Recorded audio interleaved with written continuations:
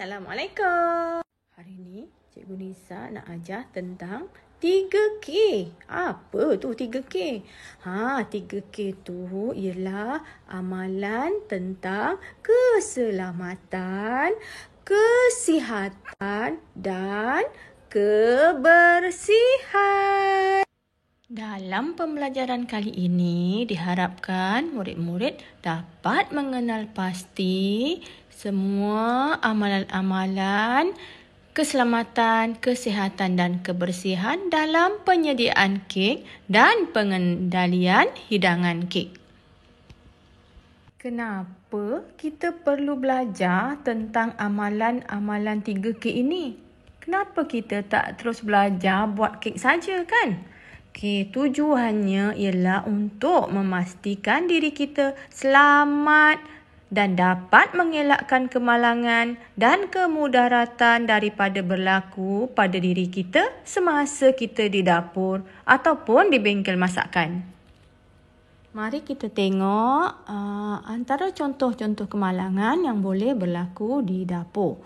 Kanak-kanak ini tangannya terluka. Kemudian yang perempuan ni, seorang perempuan sedang memotong sayur dan tiba-tiba kena kepada tangannya.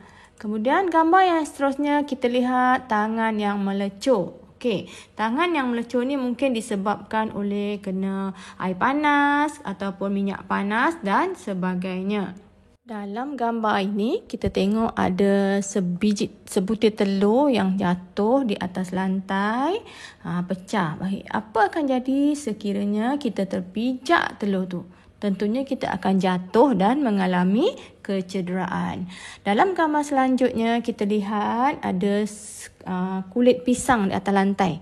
Ini juga akan boleh menyebabkan kita terjatuh. Dalam gambar yang ni kita lihat oven ataupun ketuhar meletup. Kita tengok macam dia meletup. Ini mungkin disebabkan oleh suhu yang terlampau panas dan kita lupa dimatikan sehingga menyebabkan berlakunya kebakaran. Dalam gambar ini dapat lihat seorang kanak-kanak berada di dapur dan cuba mengangkat periuk. Kamu lihat. Kemungkinan dalam periuk itu ada masakan yang panas dan boleh terkena kepada kanak-kanak tersebut dan menyebabkan berlakunya melecur. Dalam gambar ini pula kita lihat ada dapur gas dan di atas dapur gas itu ada periuk yang terbakar. Ini mungkin kita lupa untuk matikan api dan api itu besar sehingga masakan tersebut kering dan menyebabkan berlakunya kebakaran. Untuk tujuan memastikan keselamatan, kesihatan dan kebersihan di Malaysia, terdapat pelbagai badan berkanun, NGO dan juga swasta yang terlibat. Terdapat beberapa garis panduan yang telah ditetapkan dalam proses penyediaan makanan. Baik. Dalam gambar ini ditunjukkan sijil ataupun akta berkenaan keselamatan, kesihatan dan kebersihan makanan di Malaysia. Baik, kita lihat OHSA. Apa itu OHSA? OHSA ialah Akta Keselamatan dan Kesihatan Pekerjaan AKKP 1994. OHSA ini adalah akta yang bertanggungjawab terhadap kesihatan dan keselamatan pekerja ketika bekerja di dalam sesebuah syarikat. Akta ini dikawal selia oleh Jabatan Keselamatan dan Kesihatan Pekerjaan Kementerian Sumber Manusia. Dalam OHSA ini, falsafah dan prinsip akta adalah bertanggungjawab memastikan keselamatan dan kesihatan di tempat kerja terletak di atas mereka yang bekerja, iaitu pekerja dengan bahaya tersebut dan mereka yang mewujudkan bahaya tersebut, iaitu majikan.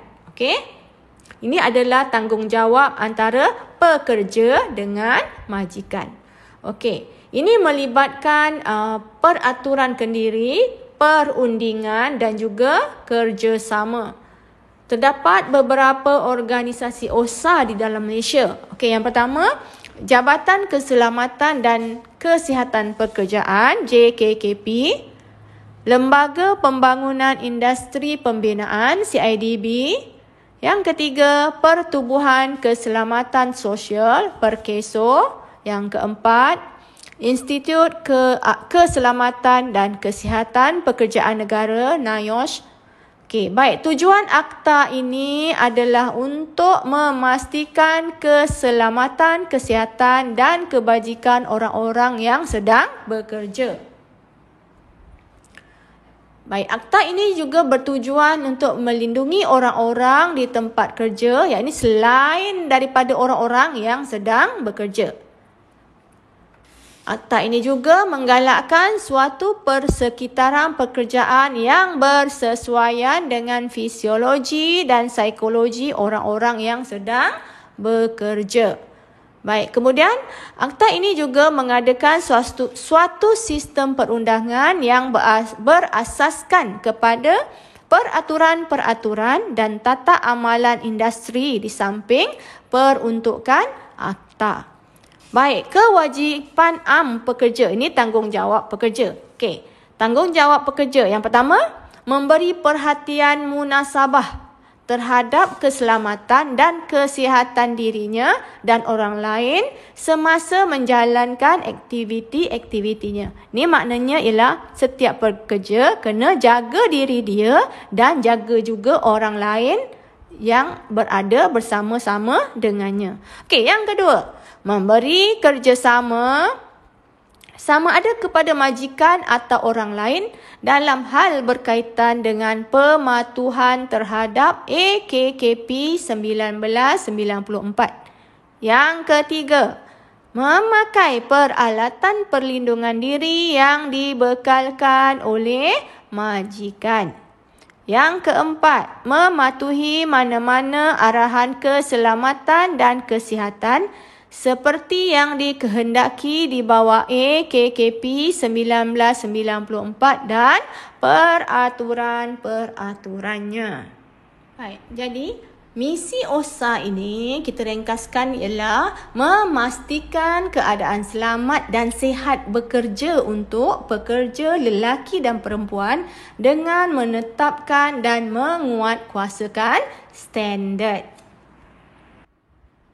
Seterusnya kita tengok dekat logo tu ya, logo halal. Okey, pematuhan makanan halal. Okey, halal ni berasal daripada perkataan Arab yang bermaksud dibenarkan atau dibolehkan oleh undang-undang Islam. Seterusnya kita lihat Akta Kualiti Alam Sekeliling 1974. Okey. Akta ini merupakan undang-undang yang berkaitan dengan pencegahan, penghapusan, mengawal pencemaran dan membaiki alam sekitar dengan mematuhi piawaian yang ditentukan oleh kerajaan. Seterusnya kita lihat skim pensijilan makanan selamat tanggungjawab industri ataupun singkatannya MESTI. Okey, di sini melalui MESTI ini, pihak pengusaha makanan akan dibimbing bagi membangunkan dan melaksanakan program jaminan keselamatan makanan sebelum pensijilan diberikan.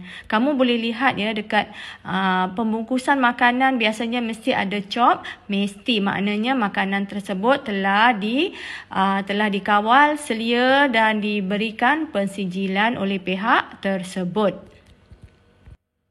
Sekarang kita lihat HACCP ataupun Hazard Analysis and Critical Control Point atau analisis mudarat dan titik kawalan kritikal. HACCP ni merupakan sistem untuk mengenal pasti, menilai dan mengawal bahaya kepada keselamatan makanan. Okey, sistem ini memastikan makanan yang dihasilkan selamat untuk kita makan dan tidak membahayakan. Contohnya, makanan tersebut tidak akan mendatangkan penyakit ataupun keracunan. Secara ringkasnya, HACCP ini memberi fokus kepada keselamatan dan kebersihan makanan. Okey, bahaya kesihatan makanan ini terbahagi kepada 3 bahagian, iaitu bahaya biologi, bahaya kimia dan juga bahaya fizikal. Baik, bahaya biologi ini merupakan keracunan makanan yang disebabkan oleh bakteria. Kemudian bahaya kimia pula merupakan bahaya makanan yang berbentuk racun serangga ataupun sisa pembersihan yang melekat pada makanan. Dan bahaya fizikal adalah kehadiran benda-benda asing seperti rambut, kaca, kayu, logam dan lain-lain yang tidak sepatutnya yang termasuk di dalam makanan semasa proses penyediaan. Seterusnya kita lihat skim pensijilan amalan penghilangan yang baik ataupun GMP. Okey, skim pensijilan GMP ini adalah bertujuan untuk memberi pengiktirafan rasmi kepada premis makanan yang telah berjaya melaksana dan mengamalkan semua kriteria skim pensijilan GMP. Jadi, semua ini adalah agensi-agensi yang bertanggungjawab dan bekerjasama demi memastikan aspek keselamatan, kesihatan dan kebersihan pengendali makanan sentiasa selamat, sihat dan bersih. Sekian dulu pembelajaran untuk kita pada hari ini dan kita akan sambung lagi pada masa akan datang. Terima kasih semua.